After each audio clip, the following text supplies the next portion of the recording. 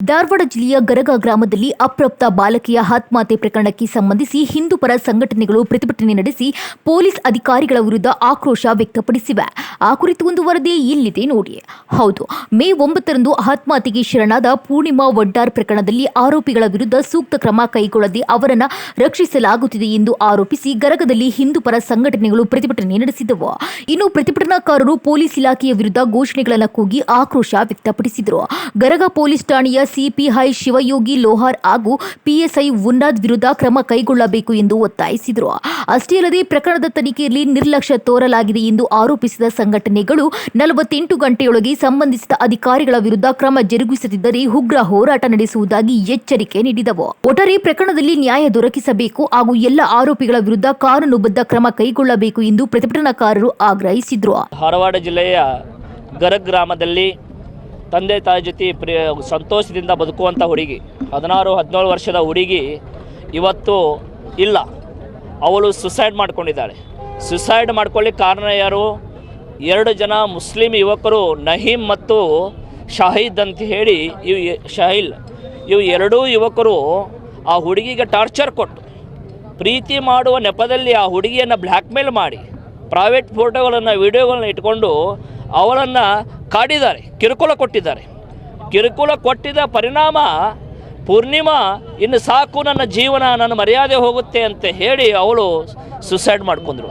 ಇದು ಸುಸೈಡ್ ಆದಮೇಲೆ ಸುಸೈಡ್ ಆಗಲಿಕ್ಕೆ ಕಾರಣ ಯಾರು ಅಂಥೇಳಿ ಆ ಹುಡುಗಿ ತಂದೆ ತಾಯಿ ಗರಗ ಪೊಲೀಸ್ ಸ್ಟೇಷನ್ಗೆ ಕಂಪ್ಲೇಂಟ್ ಕೊಟ್ಟಿದ್ದಾರೆ.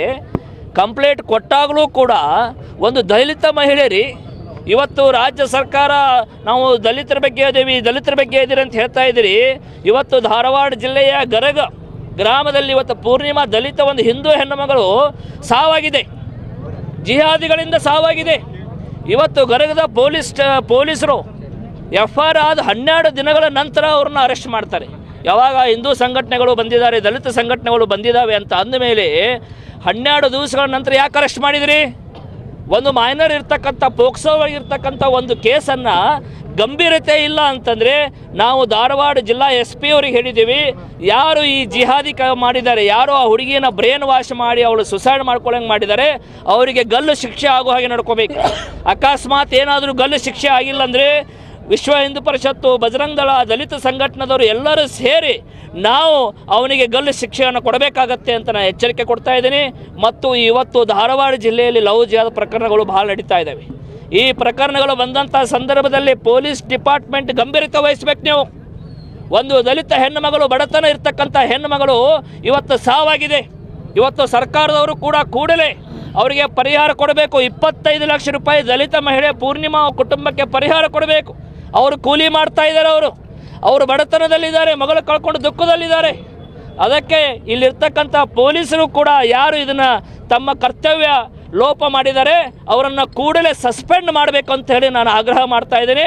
ಅಕಸ್ಮಾತ್ ನೀವೇನಾದರೂ ಇದೇ ರೀತಿ ಮುಂದುವರಿಸಿದರೆ ಪೊಲೀಸ್ ಡಿಪಾರ್ಟ್ಮೆಂಟ್ ಇರ್ಬೋದು ಅಥವಾ ಈ ಜಿಹಾದಿಗಳು ಇರ್ಬೋದು, ಇವರು ಯಾರಿಗೂ ಕೂಡ ನಾವು ಹೋರಾಟಗಾರ ಬಿಡುವಂಥ ಪ್ರಶ್ನೆ ಇಲ್ಲ. ಮತ್ತು ಈ ಲವ್ ಜಿಹಾದಕ್ಕೆ ಬಜರಂಗ ದಳ ತಕ್ಕ ಉತ್ತರವನ್ನು ಕೊಡ್ತಾ ಇದೆ, ಮುಂದೂ ಕೊಡ್ತೀವಿ ಅನ್ನುವಂಥದ್ದು ಈ ಮಾತುಗಳನ್ನು ಹೇಳ್ತಾ ಇದ್ದೀನಿ.